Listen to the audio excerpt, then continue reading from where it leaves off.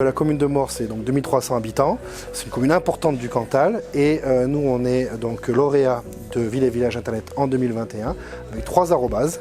Donc, ce qui est très intéressant, c'est de voir ce label comme une possibilité de progression. On connaît tous Ville et Village fleuris, avec 1 fleur, 2 fleurs, 3 fleurs, et donc c'est un signe très facile pour une personne de passage dans la commune de comprendre à quel niveau d'effort et de choix politique est entrepris par rapport au fleurissement, à l'entretien.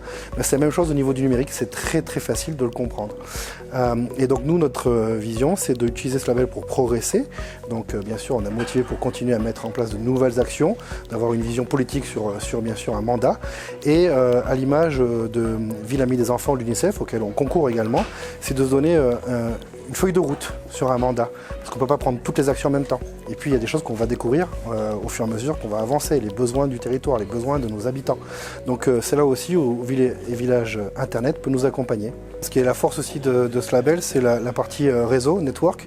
Alors je suis maire depuis 1 an, avec une équipe municipale jeune et nouvelle, et donc là aussi sur la partie réseau, à nous de travailler pour justement voir ce qui se fait dans d'autres territoires, via justement toutes ces collectivités qui sont réunies. Et typiquement aujourd'hui, ça a été une bonne façon d'échanger avec différents élus de la France entière.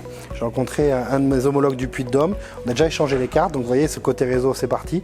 Et l'idée, c'était vraiment d'avoir un temps d'échange par rapport à la thématique de Ruralité cette année, sur la jeunesse face au numérique, et qu'est-ce que nous, collectivités locales, on met en place pour faciliter l'accès au numérique de toutes nos populations. Parce qu'on parle des jeunes aujourd'hui, mais de toutes nos populations. On parle de fracture numérique, ça peut toucher toutes les catégories d'âge, mais aussi toutes les catégories qu'on peut retrouver dans nos territoires. On a bien vu aussi que quand on habite en zone urbaine, on peut connaître aussi une fracture numérique, comme en zone rurale. Donc il ne faut pas juste se limiter au urbain, périurbain, rural.